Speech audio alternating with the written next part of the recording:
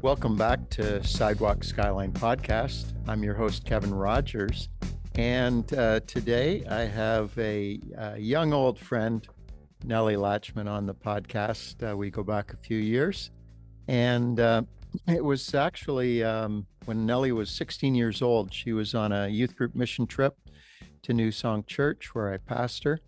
And those brief days in Windsor were an opportunity for her and others to experience God at work in an urban context outside of their own neighborhood, which at that time was Brampton. That initial experience would eventually culminate in Nelly moving to Windsor after graduating from Tyndale Seminary.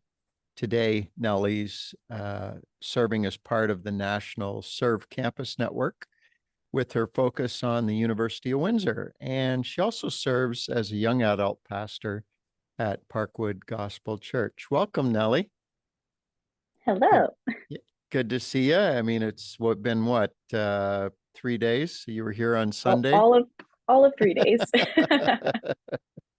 Yeah. Well, listen, that mission trip that you took as a 16-year-old turned out to trigger a whole lot of good things for you. So let's go back to 16-year-old Nelly and talk about what happened to you on that trip and how the pieces slowly began to prepare you for eventually being here. Right. Yeah. So it was in that 16th year of life that my faith really became real to me. I had grown up in the church, but really was kind of riding on the coattails of my parents' faith and my family's faith, going to church regularly. But that summer, I did an internship with my youth pastors, and that involved stuff like coming to the church every day for 1 month in the summertime, spending time reading the Bible and praying and hearing from different pastors on almost like Bible 101, how to read the Bible, how to pray, like basics of faith. But that really helped me to grow in just my understanding of who God was, but also in my relationship with God. And from there, I had this moment in prayer where I felt like God was calling me to ministry, which never crossed my mind as an option for my life. I had wanted to be a doctor. I'm the oldest of my parents' 5 daughters. And so, wanted to make their trip from Guyana all the way to Canada worth it for their kids, taking on that oldest daughter responsibility. And so when God called me to ministry, I was like, I don't know about this, but, just kind of had that in the back burner of my mind. And so I'm growing in my faith, growing in what I feel like God is calling me to. And then come to Windsor on this urban mission trip. And from that point, God would randomly press on my heart to pray for Windsor. I didn't know at that point in time what it would look like or what that would lead into my future. But we had just come to help serve New Song, to serve the Ford City area of Windsor, which, if we're honest, is not the most glamorous of what Windsor has to offer. So when there, yeah. So when God would call me to pray for Windsor, that's what I'd pray for. I'd pray for you, Pastor Kevin. I'd pray for New Song. I'd pray for the community garden that we helped to build that weekend. And years later, it would be that God was preparing my heart to one day move there and start in ministry. Yeah, when you first thought about the idea of being on campus doing ministry, there was, how did that first dawn on you that was a thing? Yeah. So again, back to this moment where I'm 16, I'm praying, I'm feeling like God is calling me to ministry, but my plans were to be a doctor. My plans were to go the medical route. I wanted to be an OBGYN. I wanted to help bring life into the world. And that was at least what I thought my plans for my life. So in this moment of prayer, I knew that I was kind of like on a mountaintop of my faith at that point. I had grown so much.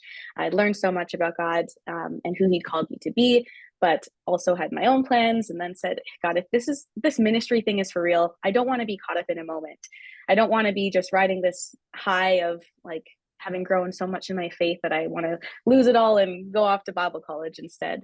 And I said, God, if ministry is really what you're calling me to, give me something I've never heard of. Take me outside the walls of the church and break my heart for something I've never realized. And this is at 16. So these are my stipulations for my call to ministry. God, if this is for real, I have 3 stipulations. And really in that time, I kind of just left it in God's hands and said, if this is for real, you'll show me. And over the next couple of months, going grade 11, going from grade 10 into grade 11, I really started to notice how many of my friends that I'd grown up with at this church that were falling away from their faith as they were leaving high school. Around this time, I also had a vision, or more like a nightmare, where I'm in this room that was like the Sunday school room where we were growing up. And so we're all standing in what was the Sunday school room.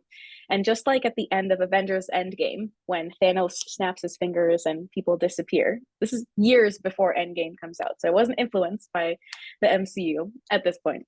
So I have this vision. We're all standing in the room that was the Sunday school room. And all of a sudden, these people start to dissolve, dissipate into the air. And I start to realize that those people that were disappearing were the same friends that were going off to post-secondary and losing their faith altogether. And it just broke my heart. I was like, God, what is happening here? How do we help them? How can we save them? What can we do to intervene in this moment? Why is this fall off even happening? So that was the thing that my heart was broken for. And I said, God, however we help, I guess this is a thing. Months later, we would have a guest speaker come to our youth group. And at that point in time, all he did was introduce himself, and his message changed my life. I have no idea whatever else he spoke on the rest of the night, but his intro changed my life. And at that time, him and his wife were the campus pastors at Summit Pacific Bible College.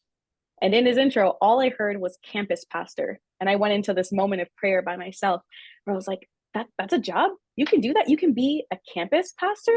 Well, it makes sense if you're pastoring students on campus of a Bible college, but what about the schools that my friends are going to? Who's pastoring them? They're the ones that need a pastor.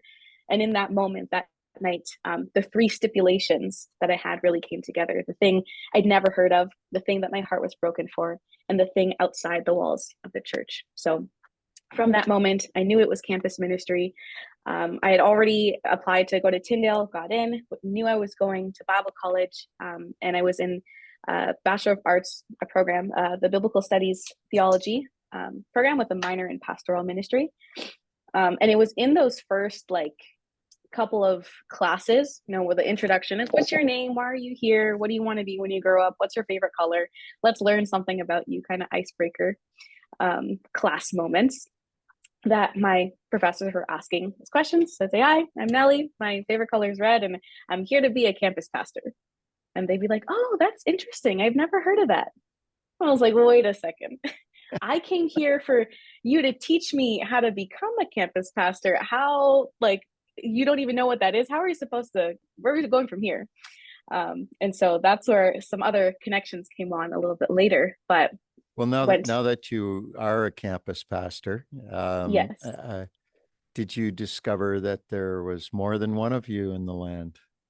Oh, yes. I thought I was really pioneering something all by myself. I thought God called me to start something new entirely. And it was because of one of these late night scrolling on Twitter moments for me that I saw that the PAOC had tweeted out, if you have any students going off to post-secondary, connect them to Rob Powell, and he'll connect them to a campus church near you. And I saw 2 words that I had never heard before, campus church. So I was like, I need to message this Rob Powell guy. So I sent him a frantic 3 a.m. email. Hi, Rob, I'm Nelly. I feel called to Windsor, not to Windsor. I feel called to ministry, and specifically post-secondary students. I want to be a campus pastor. I don't know what I'm doing. Help. And he emailed back with, hey, let's get coffee. I was like, perfect. Well, yeah. We'll talk about Rob and that restaurant meeting that we had in a minute, but I'm just curious about when you had that dream where you saw the church ministry room and saw your friends disappearing. Was that an actual dream you had at night, or what was that? Yeah, it was a nightmare that I woke up from. A nightmare, and I woke up, crying, really feeling like this is what was happening to my friends. Yeah. Wow. That's powerful. And I think it needs to to be repeated, that sometimes when God's call is in a person's life, there is a dream or a nightmare or a vision, something that is outside the scope of how we are living our life or thinking. God will interrupt with a dream. Hmm. And I was also thinking about a quote from Frederick Buechner. Um, he said this: whenever you find tears in your eyes, especially unexpected tears, it is well to pay the closest attention. They're not only telling you something about the secret of who you are, but more often than not, God is speaking to you through them of the mystery of where you have come from and is summoning you to where, if your soul is to be saved, you should go next. And Mm. and I just love this idea that when we experience unexpected tears, that God is saying something to us. Like, we need to pay attention to those unexpected tears and not just write it off and say, "Oh, I don't know why I was so emotional." God actually Right. communicates to us through that at times, and I've known you to be a person who cries easily. Very And easily. how does God use tears in your life, Nelly? Yeah. I have realized that that's something good about me. Hmm. I used to kind of suppress it. I used to kind of like hold back my tears and try to be the strong person. But since I was a kid, I was always emotional. I was always sensitive, always compassionate and wanting to seek justice. Even with like my sisters, it was always like, oh, well, that's not fair. This is fair and that's not, or this is how we should divide things up equally.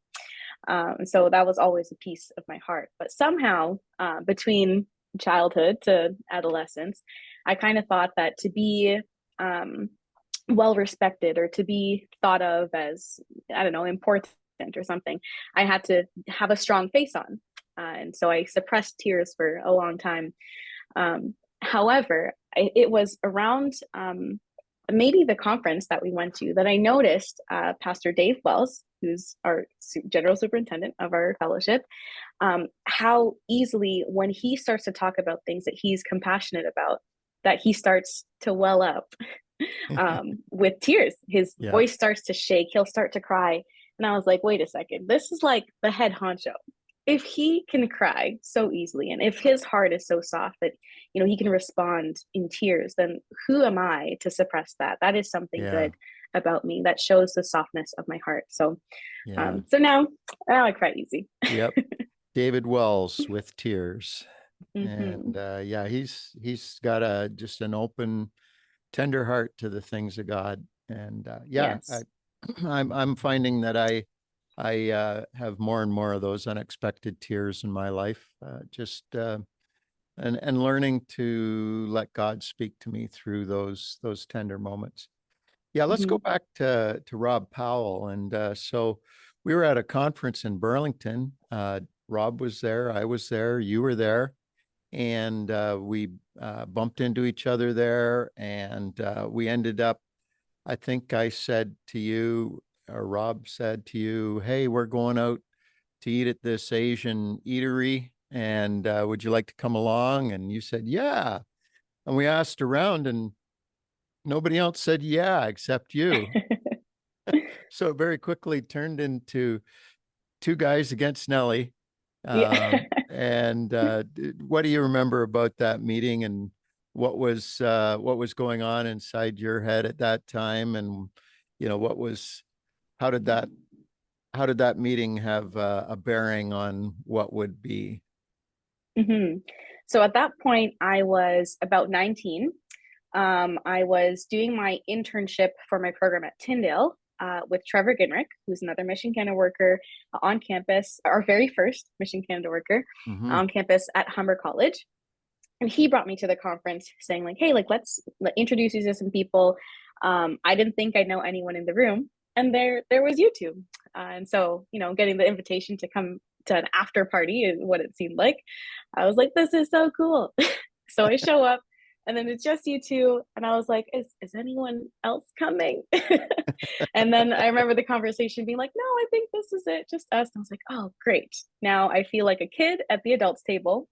What do I have in common with the two of you? Well, like that's all I could do to draw a conversation, to put something forward, to add to what we were talking about. Because I don't know, you were talking about ministry things, and I was like, I'm a Bible college student. I don't know what I can say.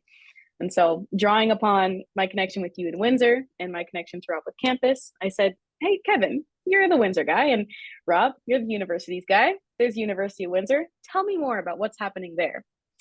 And you kind of just looked at each other and laughed. And then after you finished laughing, you're like, oh, just waiting for you to graduate and move there and start something. And I'm halfway through my noodles.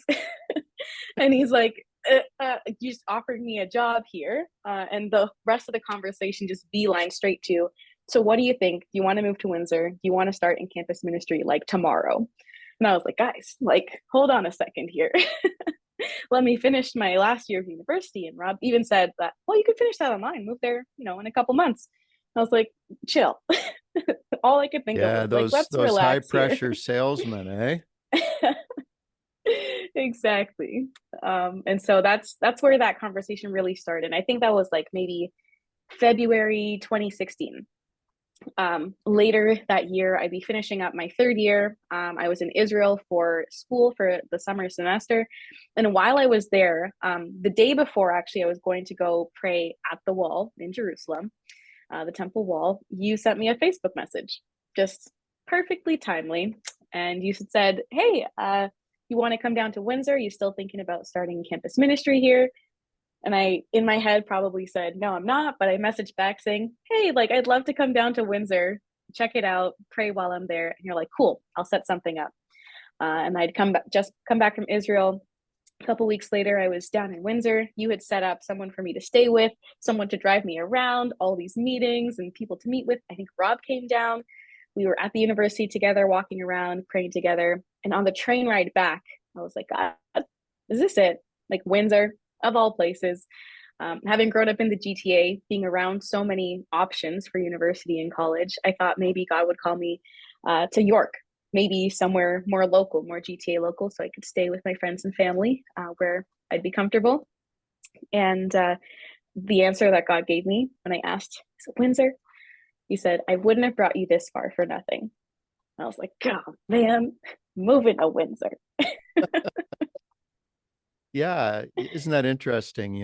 I think probably most of us would like to take a step with God, but we want it to be reasonably comfortable. We don't want to get too challenged to Right. have to, depend on him or something. Right. His Yeah. will with our plan, or our plan with his will, something like that. Yeah. Yeah. God laughs, right? Yeah. Yeah.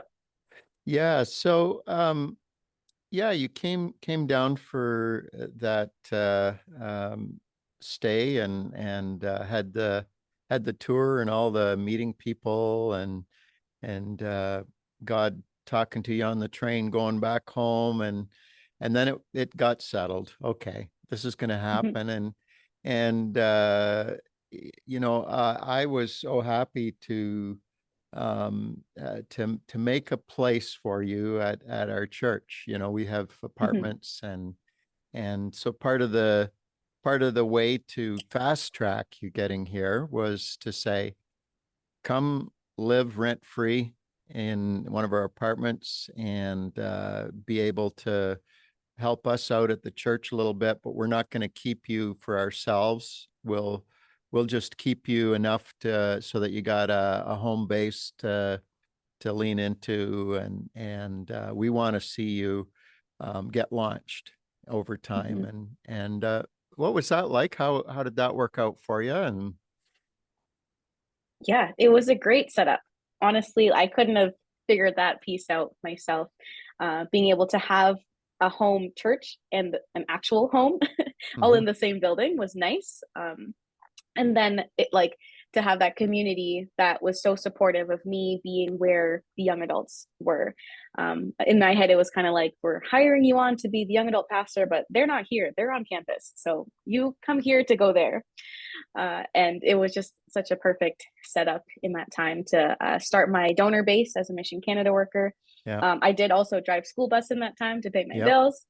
But it gave me a job that I had daytime hours to then connect with pastors and people and share vision to launch Vision Cast mostly, and then to launch the following year. So what did you think about driving school bus? What was that like?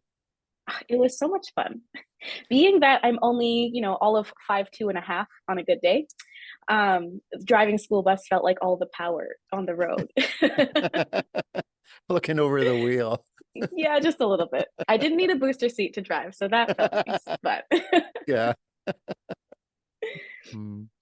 Yeah. So you settle into Windsor. You've got your apartment. You've got your new home church, and now you need to start figuring out what life on campus is going to be about, what your ministry is going to be. So how did you approach that? What were some of the early steps and things you did to be able to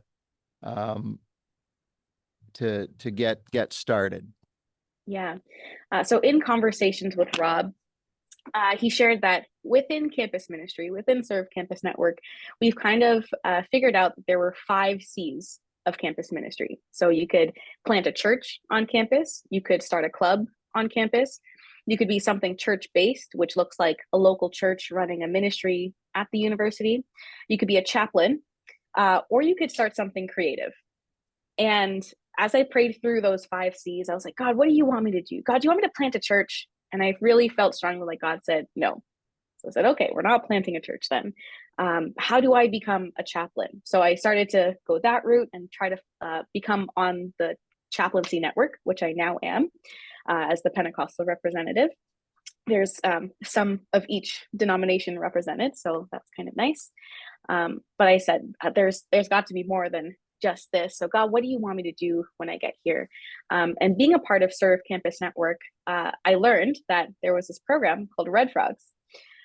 And Red Frogs started in Australia. It's a support network, an outreach program that it specializes or has this important, significant meaning of being a positive peer presence.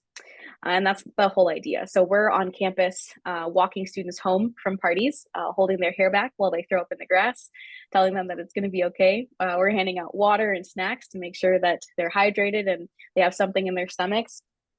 In Australia, where it started, it was all in the party culture. So all in that party scene, wanting to make sure that students could live to see tomorrow, in other words, and to safeguard students in that way. So harm reduction is a big thing. Sexual assault prevention is a big thing, and mental health support throughout the semester. That's kind of our big 3 key things throughout a semester. So when I heard about that, I was like, oh, well, I wanted to reach out. I wanted to do something to reach and meet practical needs. So if I do Red Frogs, I don't have to recreate the wheel here. I don't have to come up with my own brand or start a reputation. We could just use something that already exists that has a good public view and just bring that to the city for the first time. So that's what I started. That falls under the creative C of campus ministry initiatives and efforts. And so that's what we started. And that's what we ran with. Red Frogs is really doing an incredible work all around the world to put good, safe Christian people face to face with young adults who are intoxicated or at risk in different ways. And you've had some, I'm sure, very interesting encounters with people. With Windsor being a border city, thousands of students locally, a lower drinking age than Michigan across the river. Downtown Windsor, there's a series of nightclubs that really cater to a younger crowd. And sometimes there can be the streets can be swarming at night with with younger people going out to drink and dance and party. Mhm. And tell me the story about one of our city councilors, the one for the ward downtown, getting in touch with you, and what came of that. Mhm. So way back in the early days of starting Red Frogs on campus, this is 2018, within the first 3 days of being there, serving on campus, walking students home, we didn't even do the hydration station yet. It was strictly just walk homes and being that positive peer presence. Um, that same city councilor actually gets hired on by the university, the student union, to provide a liquor license so that they can sell alcohol legally on campus. And he's there to kind of manage that piece. And so, end of one of the nights, couple days in, one of my red frogs, who at that point in time was a student, is in conversation with him, with the event planner of all of these on-campus parties, the president and vice president of the student union, and I'm like putting a chair away or putting a table back from where it came from. I leave, put the table away, come back to the conversation, and all I hear from this guy is that is so noble and humble of you. And then the conversation disperses and they all walk away. And I'm like, what just happened? I just put a table away. I didn't realize how that was a noble and humble task, but could you fill me in? Like, what Well, just happened? Jesus and the city councilor both noted that you are humble and noble. The most humble, the most noble. Yes. So, I asked my frog, like, hey, what just happened there? And she said, oh, well, I just told them about you. And I was like, what did you tell them about me? She's like, oh, well, they were asking if we're volunteers or if we're paid. And so I explained how we're all volunteers, but Nelly, she actually works for Red Frogs and she's a pastor in the city and she's a Mission Canada worker. She moved from Toronto to be a missionary in the city and she's works with the Pentecostal Assemblies of Canada and says every single word that I was hoping they would not find out about me, in hopes that we wouldn't get kicked off of campus for them to relate Red Frogs to a faith-based thing and think that somehow we're trying to evangelize the school, which in part, we're just there to support students, to show them the love of Jesus. And if they ask us questions about that, we can openly and honestly say, yeah, well, we're connected to this church and this is our faith, or however. But the whole idea was not to get kicked off campus within the first couple days. And so I was so scared for, the key components, the key people, the key gatekeepers, to not find these things out. And she just told them everything. And the response that I expected was that they'd say, okay, tomorrow, maybe not. Like, this was nice for the first couple of days, but thanks for your help. And that's enough. However, the response was, that's noble and humble of you. And then from that point on, they called us their Red Frog Angels. And so that What a conversation strange happens. combination of words: red frog, angel. Exactly. Noble and humble red frog angel. Yes. Yeah. And as the years had progressed and our relationship kept, in good standing with the school, they saw that we weren't there with any other agenda than to serve students and to keep them safe. And that was our main priority for those nights. So Oh, fast forward. before we go downtown, with Sure. what happened with the city councilor, do you remember the time that I think it might have been your first Red Frog event? There was a bunch of things going on, and that you were given a space for to set up red frogs, and there was some giant inflatable nearby. Do you remember that? Right. Yeah, this is So like, was that your premier voyage with yes, red frogs that was on year one. campus? You're Year and one. talk about that for a sec.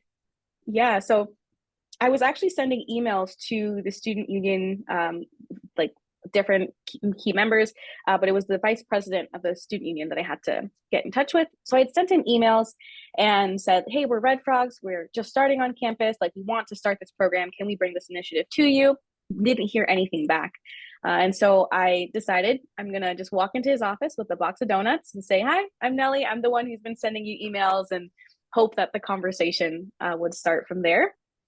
So that's exactly what I did. I went to a local bakery, bought some donuts, Steimar's, if anyone's Oh yeah, interested.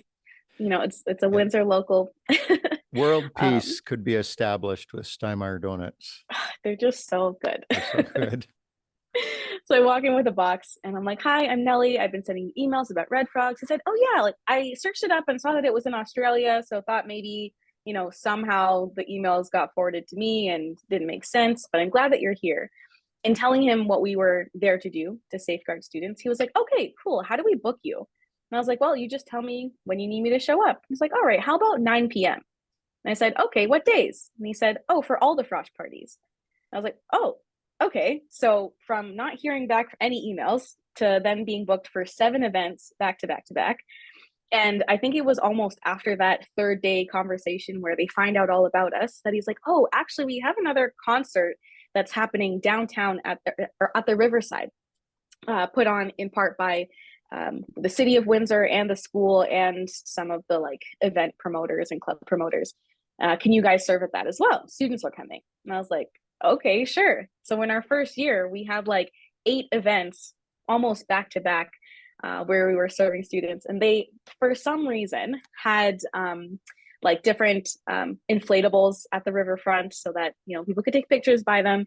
And they said, "We randomly had this red frog one, so we'll set you up there." And this thing is like, I don't know, 30, 40 feet tall, red inflatable frog. And of course, I had to take a picture in front of it. So me and all of my 5'2" in front of this 40-foot red frog. That's amazing. That's amazing. And one thing that I've noted in you, Nelly, is your willingness to say yes. That you get comfortable. You've gotten more comfortable with just saying yes. And if it's on mission, if it's on track for what God's called you to, you say Mhm. yes and figure out later. And I'm sure you had many, Yeah. many stretching late nights making it Oh, happen, yes, eh? Yeah. exactly. So back to our city councilor and Mhm. what happened recently. Yeah. So May of this year, I'm just getting ready to go to BC for our Mission Canada, our biennial, every other year conference with Mission Canada and Serve Campus Network. And I get a call from a number that I don't notice or don't know, but I noticed it's a 519 number. So I'm like, okay, that's Windsor. So I pick it up, and on the other side is someone who I don't remember giving my number to, but somehow they found it. And it was that city councilor. He said, "Hey, do you remember me? I'm a city councilor now. And we love what you do with Red Frogs. What would it take to bring it downtown?" And I was like, "Oh, well, it would look like, I don't know, hours on my end. I'd have to build my team so that we could facilitate, being downtown, and it would take some money." And he's like, "Well, how much are we talking?" And I was like, "Well, what's your budget?" And he said, "Well, how much do you need?" um, and I was like, "Well, let me crunch some numbers and figure this out and write you a proposal." So she's like, "Yeah, perfect. As soon as you can get that to me, that would be great." And I was like, "Well, I'm actually going to go to this conference in BC where I'm meeting with the national director for Red Frogs in Canada. So I'll have that conversation with him and see what it all looks like." And so literally days later, I'd have the conversation with David Burke, who right now is our national director for Red Frogs. And like we just kind of hashed out like this would be the first city in Canada that this would happen in, because almost all of our Red Frogs initiatives in the country are on campus. None so far are just connected to a city or have been contracted by a city. So this would be first of its kind in Canada. Um, and yeah. Does that happen anywhere else in the world? In the world, yes. So Yeah. in Australia, they Mm-hmm. definitely are, in partnership with some of their cities, some of their events. It's more contract based there, because they have like a fleet of vans that can drive people home and an operation call center where you can call in to get help. Here in Windsor, it's me.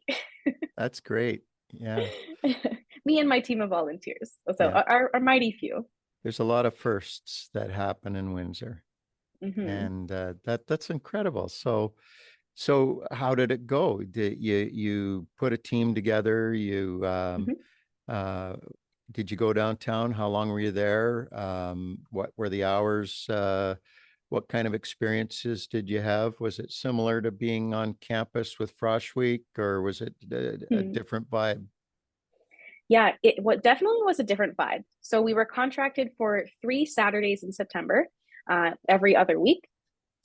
So we had all of Frosh Week and then a Saturday. We were doing between events on campus to events downtown.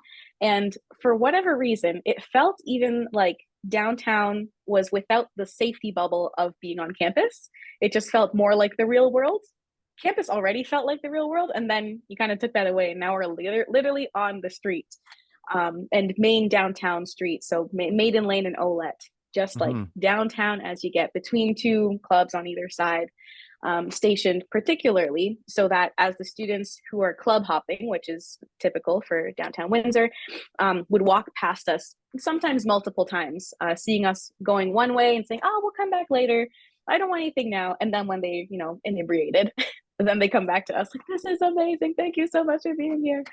And stuff along the lines of, like, this is a godsend. You guys are doing amazing. To people saying, you guys are doing the Lord's work. And, our little hee hee on the inside of like, little do you know, we really are. So young adults that are out drinking and Hmm. partying and they're saying you're doing the Lord's work. Exactly. That's Yeah, awesome. we had a lot That's of awesome. people from even other cities. So whether they're from Detroit or coming in from London or Chatham, that were partying with their friends for that weekend, saying, "Oh, I wish we had this in our city. We don't do anything like this. Like this is so good." But we'd have some friends that were kind of like the designated sober friend Hmm. come up to us and like, "Oh, my friend needs a donut right now." Like, okay, she needs some water. Friend, here, take, like, this is amazing. This is, yeah, it was just so sweet for one to be there and to see people receptive of it. And so those are the ones that we were helping. But because it was Main Street downtown, we had so many just locals walking past and saying, "Oh, what is this? Like, what's going on here? Is there some kind of special event?"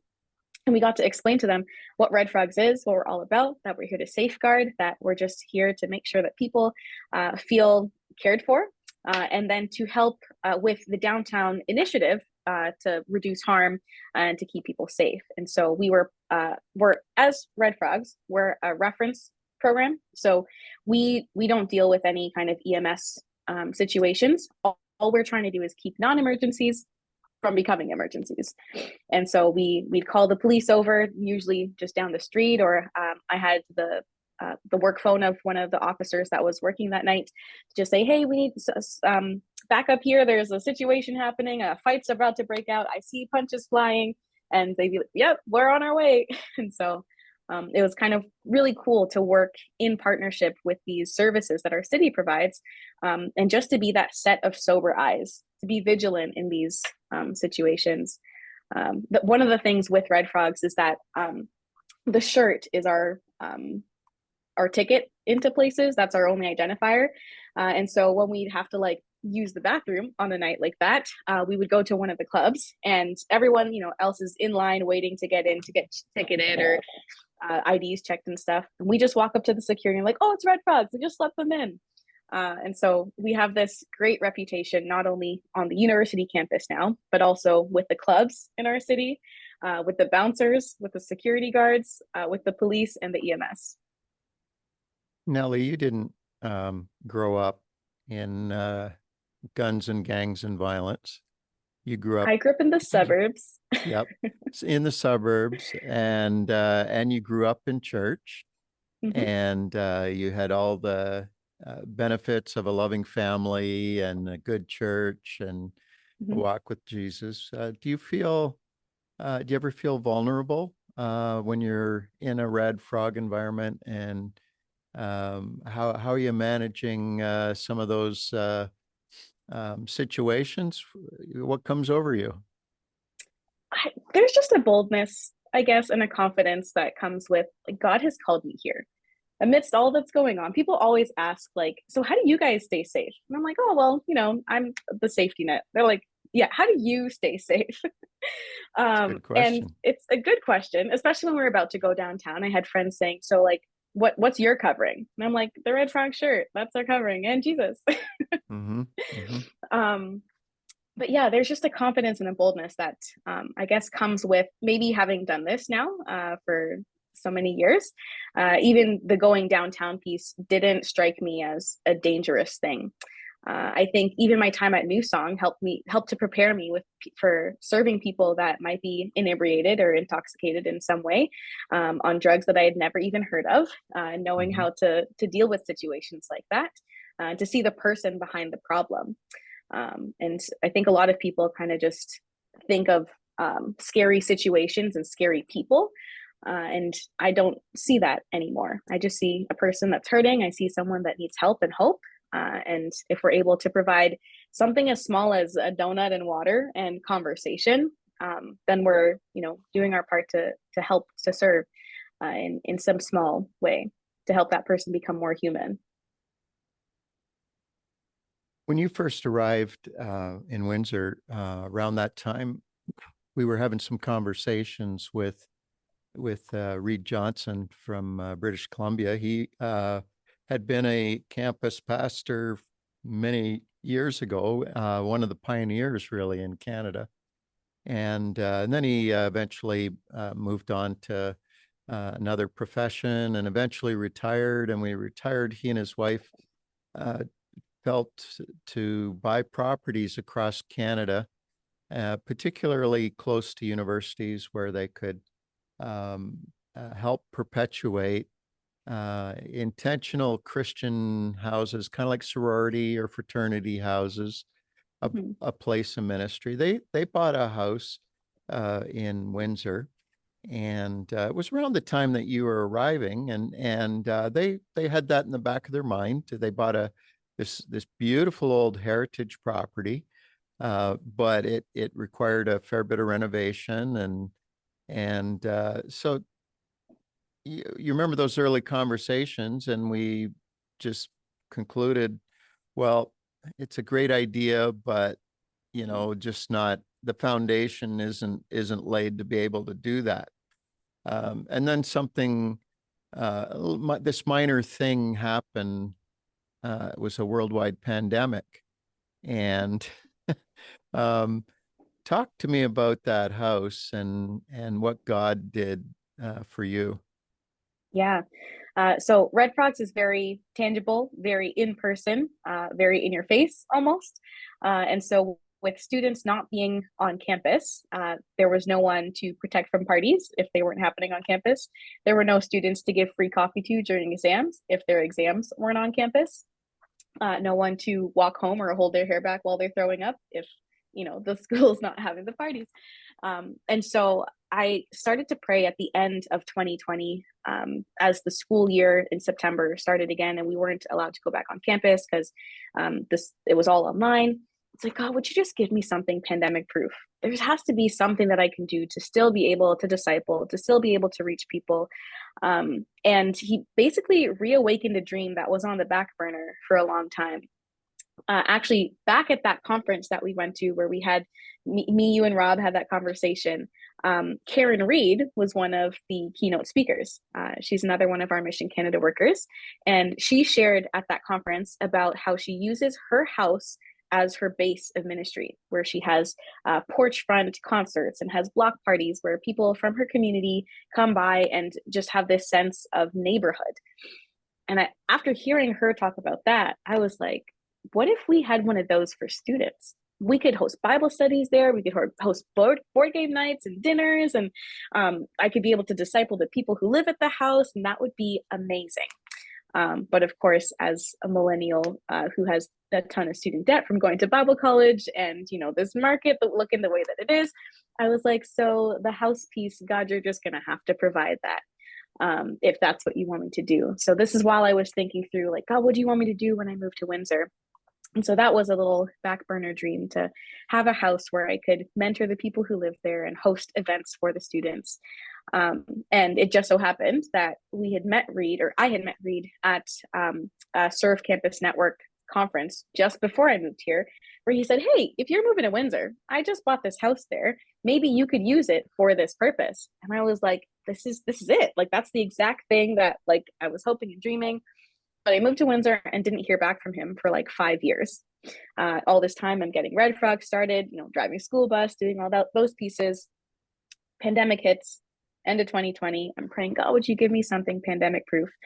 And early 2021, Reed messages back and says, hey, we're thinking of selling the house. All the renovations are done. However, if Nelly still wants to use it as a student ministry house, let us know. And I was like, yes, Nelly wants to use it as a student ministry house. And so it was through 2021 that we started to write a lease. We started to figure out what a contract would look like, what the commitment would look like for the students living at the house. And my idea was that they'd be required to attend a local church in the city, that they would be required to attend Bible studies at the house, and to be a part of community events that we would host there. And since then, we've had people move in, we've had people move out, we've had events at the house, we've had dinners where we've invited over our neighbors who are students, which has been a lot of fun. We've been able to host board game nights and stuff like that, and just really have fun in that place and build that kind of loving community. And Zoe Manor was born, and Exactly. at capacity, how many have you had living with you? So max capacity is 7, and this past year we had 7. It was a full house. Mm-hmm. Part of the story too with you was that after being at New Song for a few years, you got an invite from a much larger church in the city, Parkwood Gospel Church, to come and be a half-time young adult pastor. And Danny Gray, the pastor, he did me the courtesy of giving me a call to talk it over with me before he talked to you, and didn't want to steal a team member away unless I was in on it. And no desire to see you move on. You're very well loved and appreciated at New Song, but I knew deep down that, well, this is a God thing, because instead of being a young adult pastor in theory at New Song Church, you would be an actual young adult pastor with actual young adults that are part of that church and part of the community. And it was just such a good dovetail to what you do on campus. Recently, we went through some other staff changes here at the church, and we lost I wouldn't say we lost, we let go of Adam and Emily, who moved on to work in another church where there was a much better opportunity for them.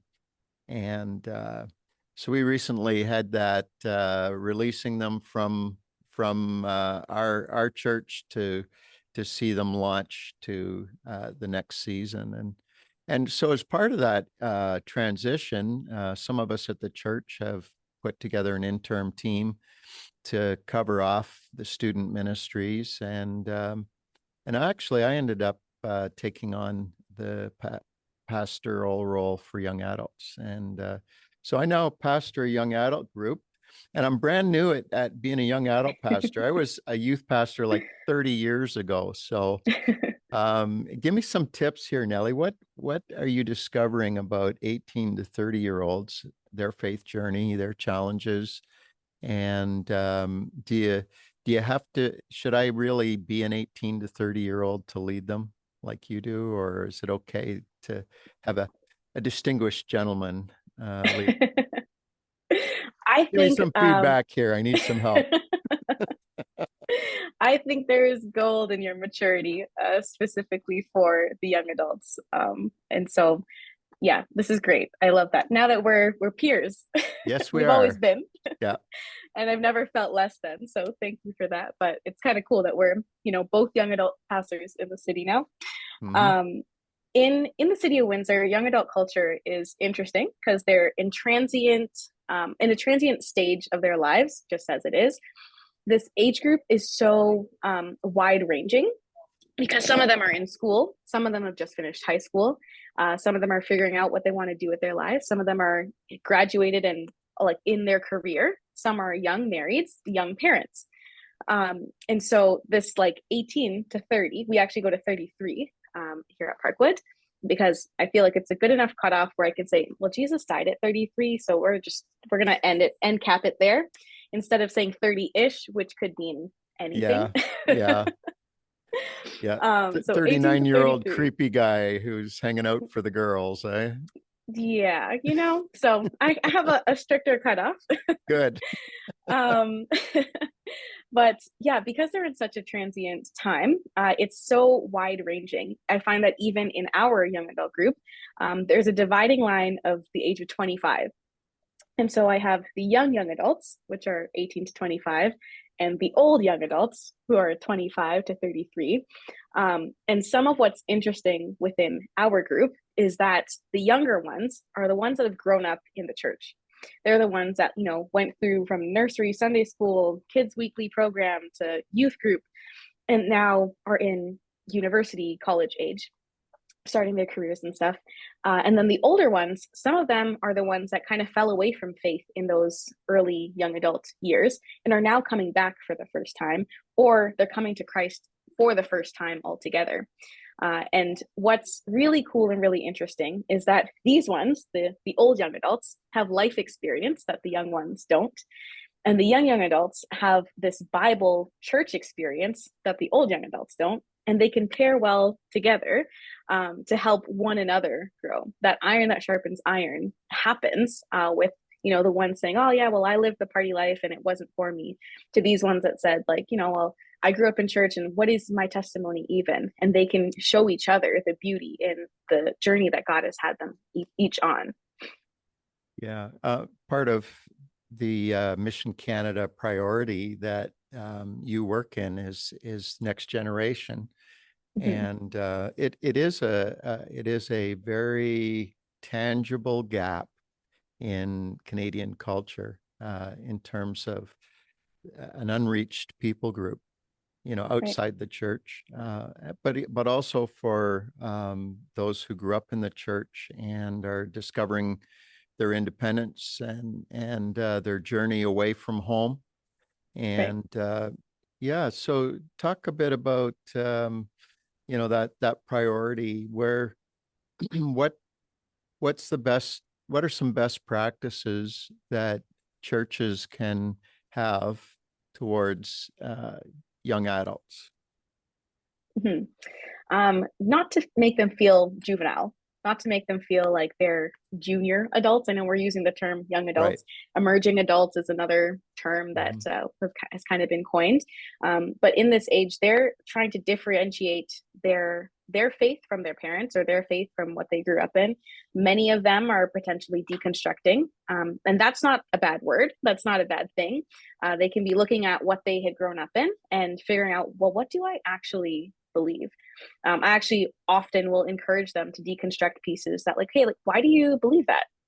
Who was it that told you that this is the way that it was? Where did you read that in the Bible? And have them actually search it up for themselves. Some of these things that we might have believed even within like purity culture, or within things like the end times, some of the fear mongering that has happened in our own lives by things that were taught to us by people who might not have even fully explained or fully understood the gravity of the effects of the things that they were teaching us, and how that would later on carry into our faith. So I'm always encouraging them to, okay, well, let's go back to that. And why do you believe that? Who told you this? Where does Jesus say that? Where does it say that in scripture?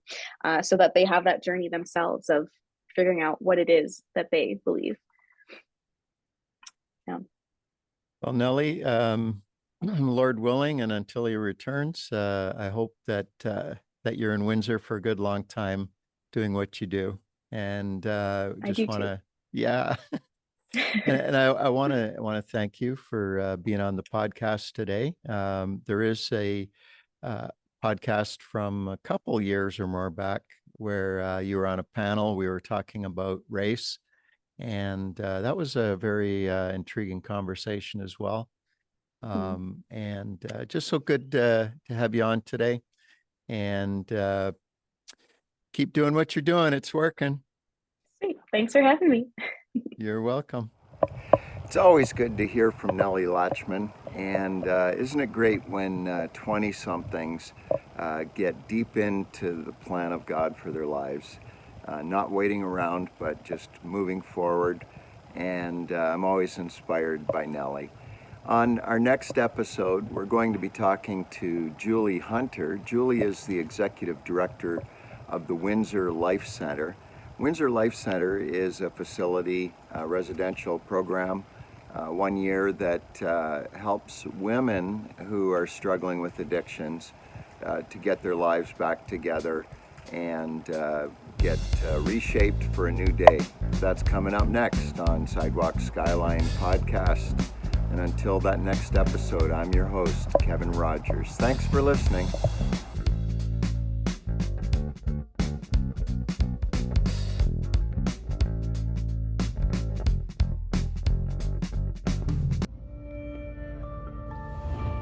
Studio 61.